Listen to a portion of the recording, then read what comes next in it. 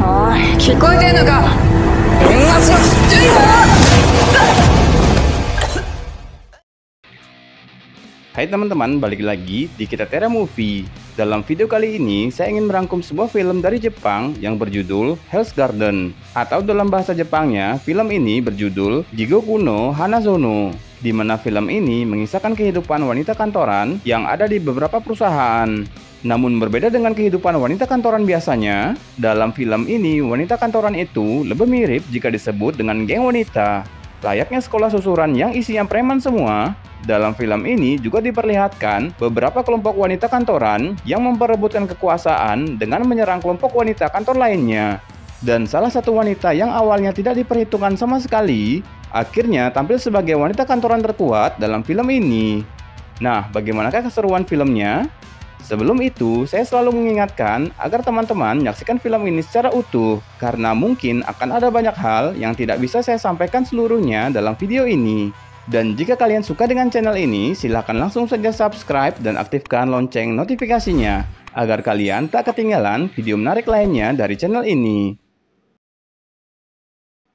Film dimulai dengan memperlihatkan seorang wanita kantoran biasa, bernama Tanaka Naoki. Ia adalah seorang pegawai di perusahaan Mitsufuji.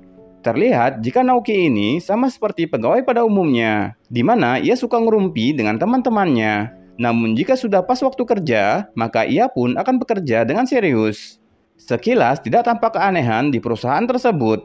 Tapi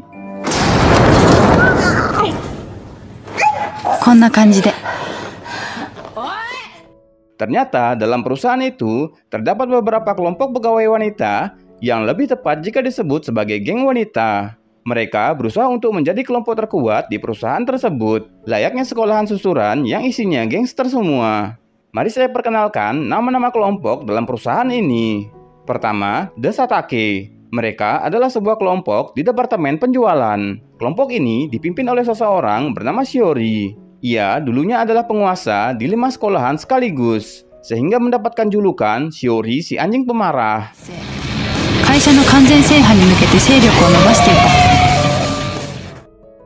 Kedua adalah kelompok Suri Ando, dengan pemimpinnya bernama Suri si Iblis.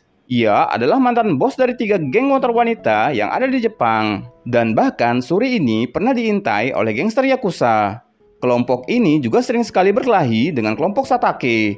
Namun kali ini kedua pimpinan mereka saling bertemu untuk menentukan siapa yang terkuat. Dan terlihat jika kelompok Suri si Iblislah yang menjadi pemenang di antara mereka. Ketiga, kelompok Kanda, yang merupakan kelompok terbesar dan paling militan, dengan pemimpinnya bernama Etsuko Kanda, yang juga dijuluki Etsuko si Buas. Ia adalah wanita terkuat di perusahaan Mitsufuji. Bahkan ia pernah masuk penjara karena hampir membunuh kelompok wanita kantoran dari perusahaan lain. Dan hari ini ia kembali ke kantor untuk menghadapi tantangan dari kelompok Suri si Iblis. Oh,誰かと思ったら安藤じゃねえか。お前が出迎えなんてどういう風の吹き回しだ? Dalam pertarungan itu, kelompok Suri si Iblislah yang kembali menang. Sehingga kini, kelompok Suri si Iblis adalah kelompok terkuat dalam perusahaan Mitsufuji.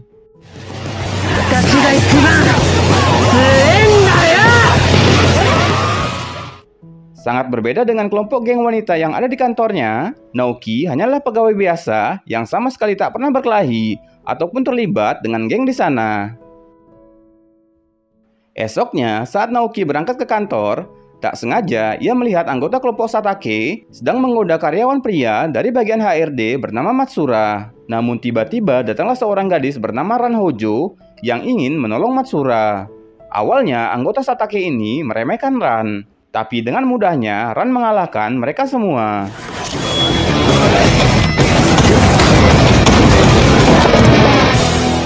Dan siapa sangka Ran ini menjadi karyawan baru di perusahaan Mitsufuji. Melihat Ran yang kini menjadi pegawai baru dalam perusahaan, ketiga anggota kelompok Satake ini melaporkan hal tersebut pada Shiori. Kemudian Shiori datang menemui Ran untuk menantangnya berduel. Namun dengan mudahnya Ran dapat menahan pukulan Shiori dan berhasil untuk mengalahkannya. Yankee manga no oudou patternじゃん。ちなみにその後の展開は言うまでもなく。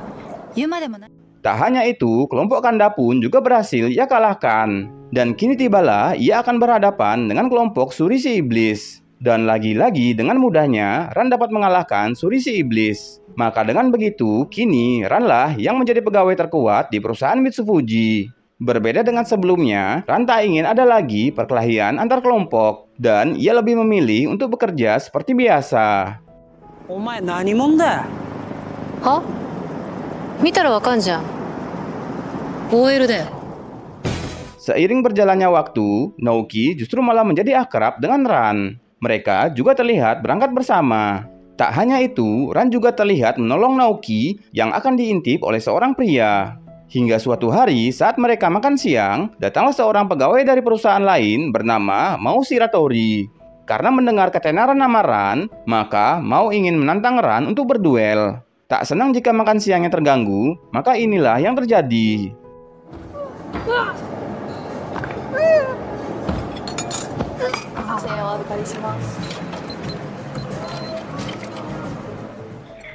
Sebagai seorang pemimpin tertinggi di Mitsufuji, Ran selalu siap menolong setiap pegawai yang ada di perusahaan itu.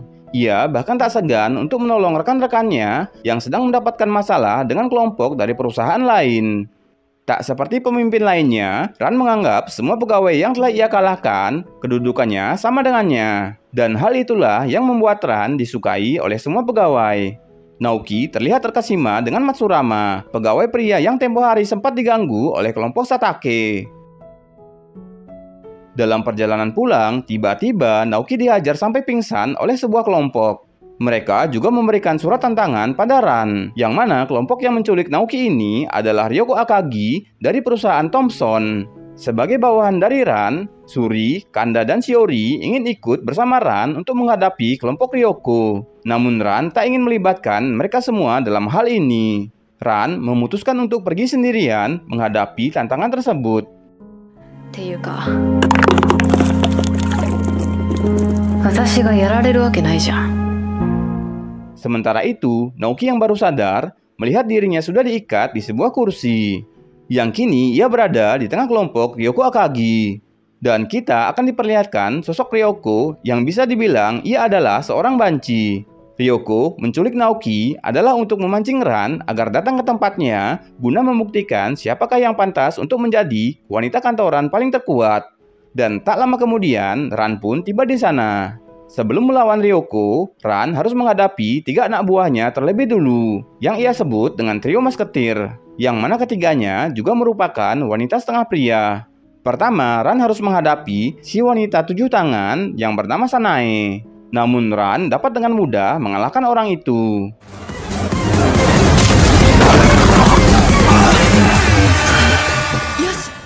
Yang kedua, Ran harus melawan si ikan buntal Mari Fujisaki. Walaupun sedikit kewalahan, tapi Ran juga berhasil mengalahkannya.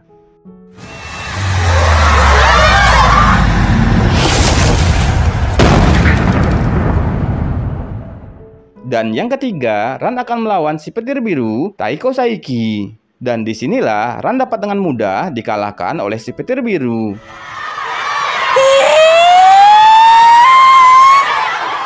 Dikarenakan wanita kantoran terkuat di Mitsufuji telah dikalahkan, Ryoko menyuruh Naoki untuk menghubungi manajemennya agar menyerahkan perusahaan Mitsufuji pada Ryoko.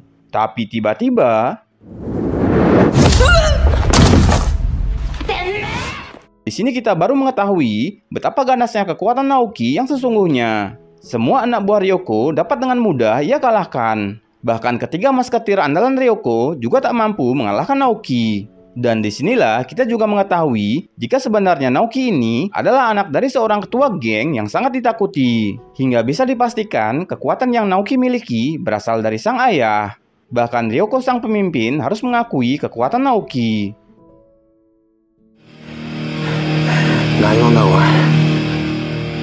OL だよ。 Setelah itu, Naoki menghubungi Suri agar ia bisa datang untuk menjemput Ran. Namun sampai di sana, Suri dan yang lainnya tak menemukan keberadaan Ran. Ketiga orang ini mengira jika Ran lah yang telah mengalahkan geng Ryoko sendirian. やっぱランすごいね。いや、カリスマは違うわ。Sampai keesokan harinya, Ran juga masih belum ada kabar. Dan Naoki juga kembali bersikap biasa seperti wanita kantoran pada umumnya. Di sisi lain, ternyata Ran menyaksikan peristiwa saat Naoki mengalahkan Ryoko dan semua anak buahnya. Ran terlihat sangat sedih karena sedari kecil ia berniat menjadi pahlawan yang bisa diandalkan oleh semua orang, sama seperti tokoh komik yang sering ia baca. Namun ketika melihat kekuatan Naoki, pupuslah sudah harapan yang ia miliki. Kembali ke kantor Mitsufuji, di sana Ryoko dan semua anak buahnya datang ke perusahaan itu untuk mencari pemimpin di tempat tersebut. Ryoko juga membawa bos besar mereka yang bernama Onimaru dengan julukan sang legendaris wanita kantoran terkuat di dunia. Saat Suri mengatakan jika Ran adalah pimpinan mereka, Ryoko kemudian menjawab, ia kesini bukan untuk mencari Ran, karena Ran sendiri sudah dikalahkan oleh si petir biru. Dan Ryoko menyuruh agar Suri memanggil Naoki ke sini untuk berhadapan dengan bos besar mereka. Karena tak percaya dengan hal itu, dan untuk mempertahankan perusahaan ini agar tak jatuh ke tangan Ryoko, maka semua pegawai Mitsufuji pun bertarung dengan Ryoko dan anak buahnya. Awalnya, pegawai Mitsufuji dapat mengalahkan anak buah Ryoko. Namun saat melawan trio Masketir, di sanalah mereka terlihat kewalahan. Hingga pada akhirnya, para pegawai Mitsufuji berhasil dikalahkan. Dan salah satu dari mereka mencoba untuk memberitahu Naoki tentang apa yang sedang terjadi. Walaupun awalnya Naoki menolak, tapi akhirnya ia bersedia untuk datang ke sana. Saat melihat semua teman-temannya sudah babak belur, Naoki yang awalnya ingin menyembunyikan jati dirinya, namun akhirnya di sini ia harus memperlihatkan siapa dirinya yang sebenarnya.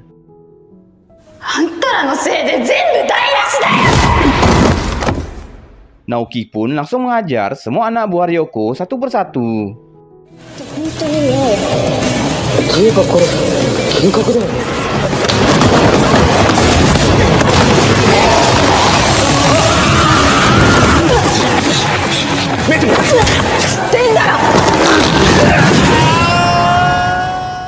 Setelah mengalahkan Ryoko dan semua anak buahnya, kini tibalah Naoki harus berhadapan dengan sang legendaris Onimaru. Awalnya memang terlihat kekuatan Onimaru yang luar biasa. Tapi dengan semangat jiwa pegawai kantoran sejati, lagi-lagi Naoki dapat mengalahkan sang legendaris wanita kantoran terkuat di dunia.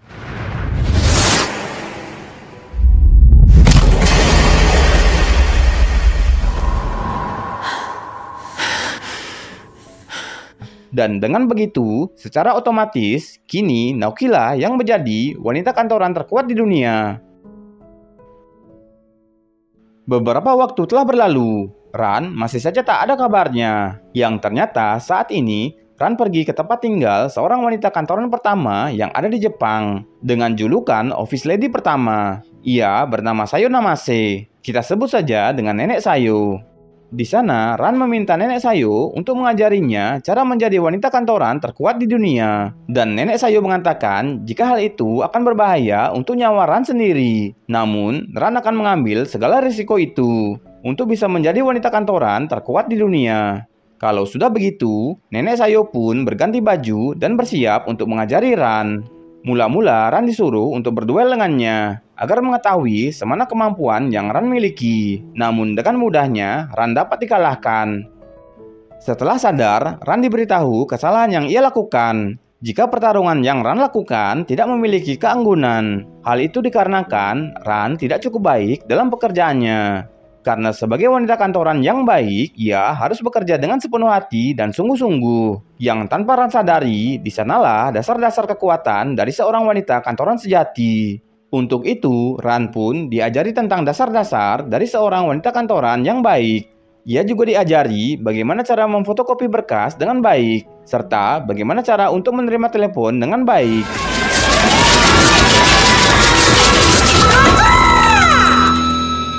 Hari demi hari terus berlalu. Terakhir, Ran harus mengalahkan seekor beruang yang menjadi lawan pamungkasnya. Dan ternyata, ia pun berhasil mengalahkan beruang tersebut. Yang mana hal itu membuat seluruh pakaian yang dipakai Ran menjadi merah. Dengan begitu, maka semua jurus yang Nenek Sayo punya sudah diajarkan kepada Ran. Kemudian, Ran langsung pergi menemui semua pentolan di perusahaan Thomson dan mengalahkan mereka semua, termasuk Onimaru juga berhasil ia kalahkan. Dan kini tibalah ia berniat mengalahkan Naoki untuk membuktikan siapa wanita kantoran terkuat di dunia. Sebagai sahabat yang baik, tentu saja Naoki tak ingin berkelahi dengan Ran. Namun karena terus dipaksa, Naoki pun menerima tantangan itu. Pertarungan sengit antara Naoki dan Ran akhirnya pecah.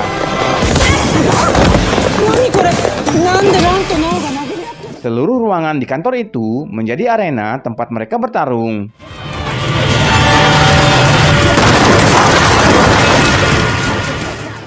Di sini terlihat jika kekuatan mereka ternyata seimbang. Pertarungan kemudian dilanjutkan ke taman di atas gedung, sambil membayangkan saat-saat mereka bersama dulu.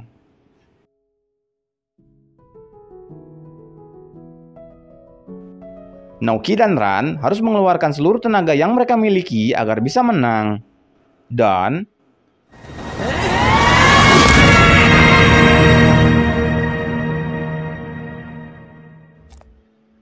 pertarungan itu pada akhirnya dimenangkan oleh Naoki. Namun setelah bertarung, antara Naoki dan Ran kini sudah tidak terlihat lagi permusuhan pada mereka.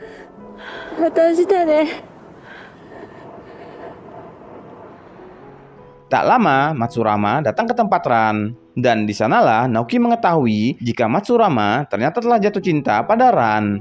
Tak ambil pusing dengan hal itu, Naoki pun meninggalkan mereka. Dan film pun tamat. Terima kasih bagi teman-teman yang menyaksikan video ini sampai akhir. Dan jika kalian suka dengan channel ini, silahkan langsung saja subscribe dan aktifkan lonceng notifikasinya agar kalian tak ketinggalan video menarik lainnya dari channel ini. Sampai jumpa pada video selanjutnya.